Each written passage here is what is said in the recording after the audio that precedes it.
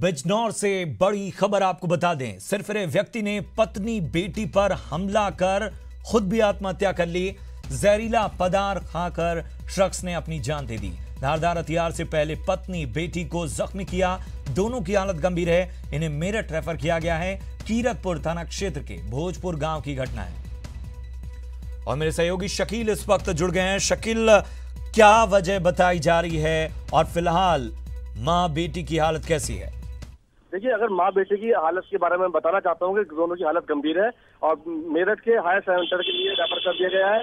और जो 2.5 लाख रुपए का कर्जा था निवेश पर 2.5 लाख रुपए कर्जा था, उसको लेके गरीबी से जूझ रहा था। इसमें उसने पूरे परिवार को अपने खत्म करने की ठान ली। अपनी पत्नी को चापड़ से घायल किया, अपनी 2 बेटियां हैं उन दोनों बेटियों को घायल किया। उसके बाद खुद ने सल्फास खाकर आत्महत्या कर ली। यानी कि पूरे परिवार को खत्म करने की ठान ली और उसने इस काम के लिए जो उसने काट के डाला है, तो ये एक बहुत बड़ी घटना है। और घायलों को मेरठ के अस्पताल में भर्ती कराया गया है।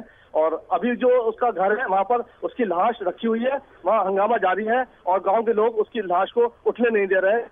अब देखना यह है कि पुलिस इस मामले में क्या करती है। जी, बहुत बहुत शुक्रिया करेंगे शकील इस अहम जानकारी के लिए।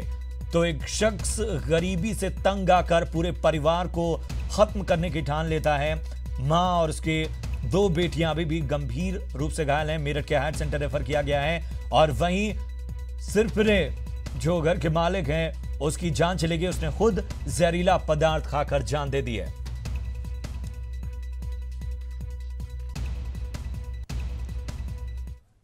और फैजाबाद से खबर बता दें, एसडीएम जख्मी हो गए हैं। सड़क दुर्घटना में एसडीएम सदर जख्मी हो गए हैं। SDM R K. श्रीवास्तव सड़क हादसे में घायल हुए हैं। अस्पताल में उन्हें भर्ती कराया गया है। खड़े ट्रक से एसडीएम का वाहन टकराया है। उसके बाद उन्हें जख्मी हालत में अस्पताल में दाखिल कराया गया है। कोतवाली रुदौली के भेलसर के पास यह हादसा पेश आया है।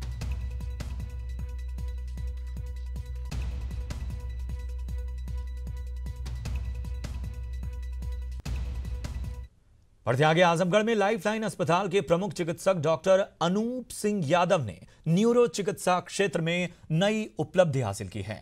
डॉक्टर अनूप ने थ्रोम्बोलिसिस थेरेपी की मदद से लकवाग्रस्त 91 मरीज का चंद घंटों में ही सफल इलाज किया, जो कि अपने आप में एक रिकॉर्ड है।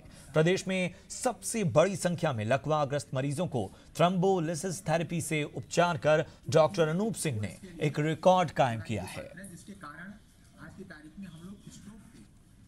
सन 2013 में हम लोगों ने primary stroke care unit lifeline में स्टार्ट की थी और उसके बाद से अब तक हम लोग 51 पेशेंट्स को थ्रोम्बोलाइज कर चुके हैं।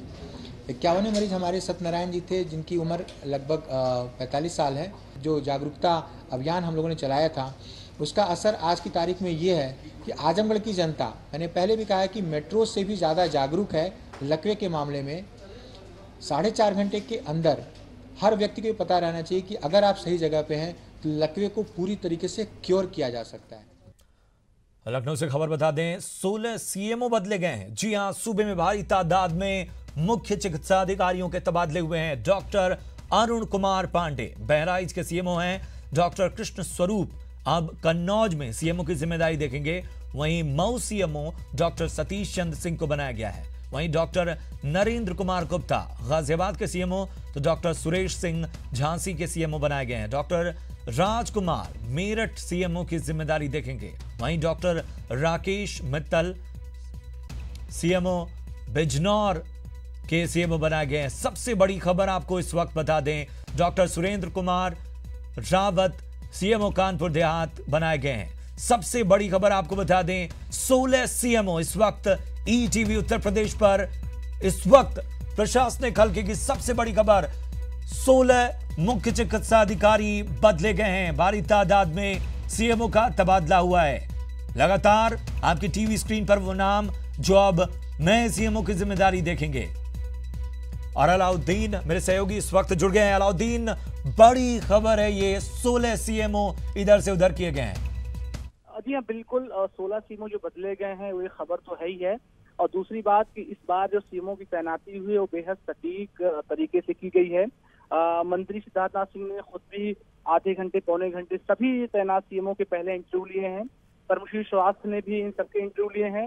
इस बार सिद्धार्थनाथ सिंह ने एक नए तरीकाकार इजाद किया कि सीएमओ की तैनाती से पहले इस बात को पहले जाना जाए।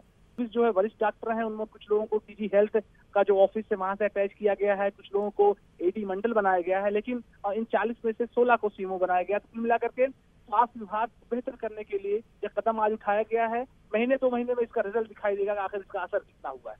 जी अलाउद्दीन, क्या ये जो तमाम चिकित्सा अधिकारी हैं पहले भी सीएमओ रह चुके हैं, या जिस इंटरव्यू प्रोसेस की आप बात कर रहे हैं उसके तहत ये नई तैनाती है? हाँ, बिल्कुल नई तैनाती है इंटरव्यू प्रोसेस के तहत। इसमें मैक्सिमम लोग कहीं ना कहीं सीएमएस थे, कुछ अस्पतालों के कुछ जगहों पे वो लोग वरिष्ठ परामर्शदाता थे। लेवल 4 एक जो है स्वास्थ्य विभाग में कि जो डॉक्टर होते हैं वही सीएमओ बन सकते हैं। सारे चिकित्सक इसको लेवल 4 के डॉक्टर हैं, लेकिन उन्हीं लोगों को इस बार मौका दिया गया है जिनके पास प्रशासनिक अनुभव है और खासतौर से स्टेप बाय स्टेप सीढ़ियां चढ़ करके वो लोग जो है यहाँ तक पहुंचे हैं। इससे पहले की सरकारों में कई बार देखा गया था कि सीधे कूद फांद करके भी सीएमओ कई लोग बन गए थे। तो इस बात की कोशिश की गई है कि उनके पास प्रशासनिक अनुभव हो, उसी के आधार पर जिले की जिम्मेदारी दी जाए। यानी अगर जिला अस्पताल का कोई सीएमएस है या फिर महिला जिला अस्पताल का कोई सीएमएस है, इस तरह की जिम्मेदारी वो पहले निभा चुका है डिस्ट्रिक्ट हॉस्पिटल का जिम्मेदारी, तो उसके आधार पर फिर पूरे जिले की जिम्मेदारी, यानी कि हर किसी के पास, जिससे 16 लोगों की नियुक्ति दी गई है, उनके पास उनका अपना प्रशासनिक अनुभव रहा है। जी अलाउद्दीन, सवाल ये भी उठता है कि क्या ये फेज 1 है इन नई तैनातियों का? क्या ये शुरुआत है? इसके बाद भी बड़े परिवर्तन हमें नजर आएंगे?